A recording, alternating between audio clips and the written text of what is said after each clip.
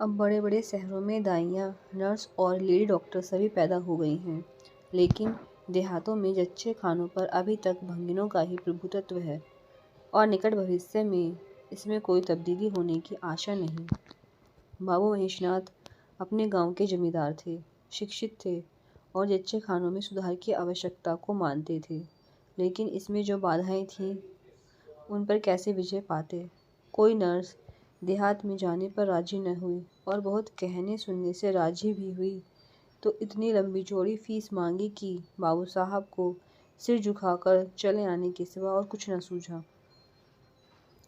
Lady doctor के पास जाने की उन्हें हिम्मत न पड़ी। उनकी फीस पूरी करने के लिए तो शायद बाबू साहब को अपनी आधी जायदाद बेचनी पड़ती। इसलिए जब 3 कन्याओं के बाद वह चौथा लड़का पैदा हुआ तो फिर वही गूदड़ था और वही गूदड़ की बहू। बच्चे अक्सर रात ही को पैदा होते हैं। एक दिन आधी रात को चपरासी ने गूदड़ के द्वार पर ऐसी हाँक लगाई कि पास पड़ोस में भी जाग पड़ गई। लड़की न थी कि मरी आवाज़ से पुकारता। गूदड़ के घर में इस शुभ अवसर के लिए महीनों से तैयारी हो रही थी। भय था तो यही कि फिर बेटी न हो जाए, नहीं तो वही बंधा हुआ 1 रुपया और 1 साड़ी मिलकर रह जाएंगे। इस विषय में स्त्री पुरुष में कितनी ही बार झगड़ा हो चुका था। शर्त लग चुकी थी। स्त्री कहती थी, अगर अब की बेटा ना हो तो मुंह न दिखाऊं। हाँ हाँ, मुंह न दिखाऊं, सारे लक्षण बेटे के हैं। और गूदड़ कहता था, देख लेना बेटी होगी और बीच खेत बेटी होगी। बेटा निकले तो मूछें उड़ा लूं। हाँ हाँ, मूछें उड़ा लूं। शायद गूदड़ समझता था कि इस तरह अपनी स्त्री में पुत्र कामना की बलवान करके वह बेटे की अवाई के लिए रास्ता साफ कर रहा है। भूंगी बोली, अब मूछें मुंढा ले, दाढ़ी जा, कहती थी बेटा होगा। सुनता ही ना था, अपनी ही रट लगाए जाता था। मैं आज तेरी मूछें मूंढूंगी, खूंटी तक तो रखूंगी ही नहीं। गूदड़ ने कहा, अच्छा मूंढ लेना भली मानस, मूछें क्या फिर निकलेंगी ही नहीं। तीसरे दिन देख लेना, फिर ज्यों की त्यों है, मगर जो कुछ मिलेगा उसमें आधा रख लूँगा, कहे देता हूँ। मूंगी ने कहा, अंगूठा दिखाया और अपने 3 महीने के बालक को गूदड़ के सुपुर्द कर सिपाही के साथ चल खड़ी हुई। गूदड़ ने पुकारा, अरे सुन तो, कहाँ भागी जाती है। मुझे भी बधाई बजाने जाना पड़ेगा, इसे कौन संभालेगा। मूंगी ने दूर ही से कहा, इसे वहीं धरती पर सुला देना, मैं आके दूध पिला जाऊंगी। महेशनाथ के यहाँ अब भी भूंगी का खूब खातिरदारियाँ होने लगी। सवेरे हरीरा मिलता, दोपहर को पूरियाँ और हलवा, तीसरे पहर को फिर और रात को फिर, और गूदड़ को भी भरपूर परोसा मिलता था। भूंगी अपने बच्चे को दिन रात में 1-2 बार से ज़्यादा ना पिला सकती थी। उसके लिए ऊपर के दूध का प्रबंध था। भूंगी का दूध बाबू साहब का भाग्यवान बालक पीता था और यह सिलसिला 12वें दिन भी ना बंद हुआ। मालकिन मोटी ताजी देवी थी, पर अब के कुछ ऐसा सहयोग कि उन्हें दूध हुआ ही नहीं। तीनों लड़कियों की बार इतनी इफरात से दूध होता था कि लड़कियों को बदहजमी हो जाती थी। अब की एक बूंद नहीं। भूंगी दाई भी थी और दूध पिलाई भी। मालकिन कहती, भूंगी हमारे बच्चे को पाल दे, फिर जब तक तू जिए बैठी खाती रहना। 5 बीघे माफ़ी दिलवा दूंगी, नाती पोते तक चैन करेंगे। और भूंगी का लाडला ऊपर का दूध हजम न कर सकने के कारण बार बार उल्टी करता और दिन दिन दुबला होता जाता था। भूंगी कहती, बहूजी मुंडन में चूड़े लूँगी, कहे देती हूँ। बहूजी उत्तर देती, हाँ हाँ चूड़े लेना भाई, धमकाती क्यों है। चांदी के लेगी या सोने के। वाह बहूजी, चांदी के चूड़े पहन के किसे मुँह दिखाऊंगी और किसकी हंसी होगी। अच्छा सोने के लेना भाई, कह तो दिया, और ब्याह में कंठा लूँगी। और चौधरी गुदड़ के लिए हाथों के तोड़े। वह भी लेना भगवान, वह दिन तो दिखावे। घर में मालकिन के बाद भुंगी का राज्य था।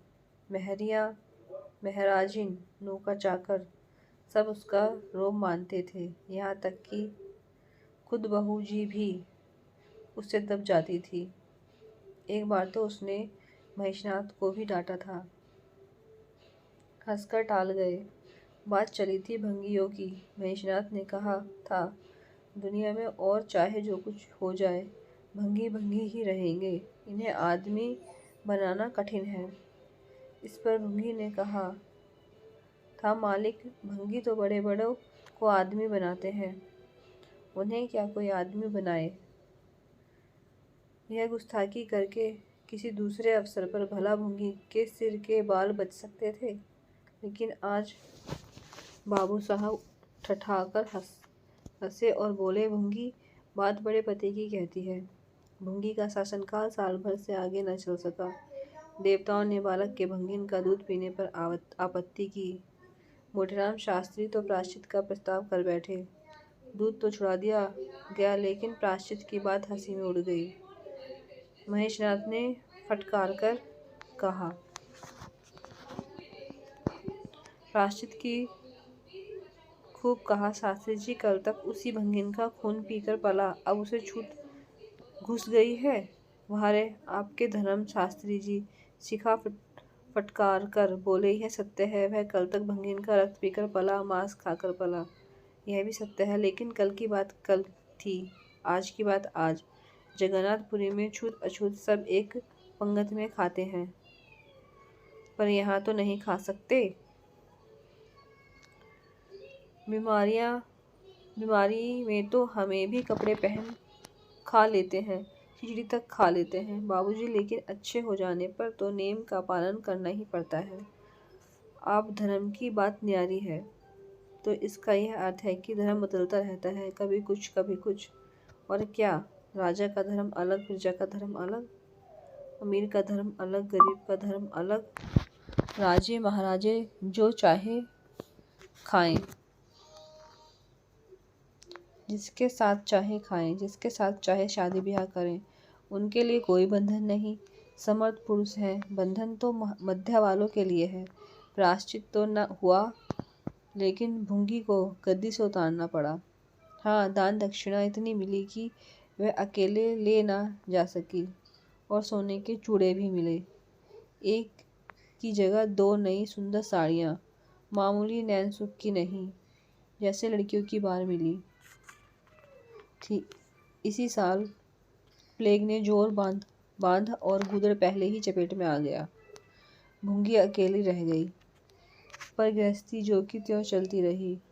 लोग ताक लगाए बैठे थे कि भुंगी अब गई।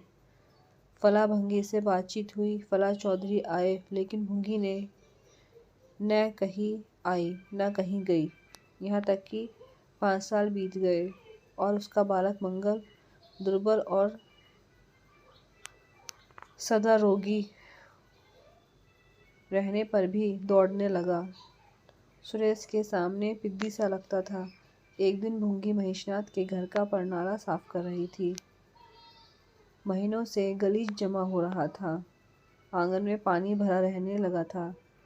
परनाले में एक लंबा मोटा बांस डालकर जोर से हिला रही थी। पूरा दाहिना हाथ परनाले के अंदर था कि एकाएक उसने चिल्लाकर हाथ बाहर निकाल लिया, और उसी वक्त एक काला सांप परनाले से निकलकर भागा। लोगों ने दौड़कर उसे मार तो डाला, लेकिन भुंगी को न बचा सके। समझे पानी का सांप है, विषैला न होगा, इसलिए पहले कुछ गफलत की गई। जब विष देह में फैल गया और लहरें आने लगी, तब पता चला कि वह पानी का सांप नहीं, गेहूं था। मंगल अब अनाथ था। दिन भर महेश बाबू के द्वार पर मंडराया करता। घर में झूठन इतना बचता था कि ऐसे 10-5 बालक पल सकते थे। खाने की कोई कमी न थी। हाँ, उसे तब बुरा जरूर लगता था जब उसे मिट्टी के कटोरों में ऊपर से खाना दिया जाता था। सब लोग अच्छे अच्छे बर्तनों में खाते हैं, उसके लिए मिट्टी के कटोरे। यूँ इस भेदभाव का बिल्कुल ज्ञान ना होता था, लेकिन गांव के लड़के चिढ़ा चिढ़ाकर उसका अपमान करते रहते थे। कोई उसे अपने साथ खिलाता भी ना था। यहाँ तक कि जिस टाट पर वह सोता था वह भी अछूत था। मकान के सामने एक नीम का पेड़ था, इसी के नीचे मंगल का डेरा था। एक फटा सा टाट का टुकड़ा, 2 मिट्टी के कटोरे और एक धोती जो सुरेश बाबू की उतरन थी। जाड़ा, गर्मी, बरसात, हर एक मौसम में वह जगह एक सी आरामदेह थी। और भाग्य का बली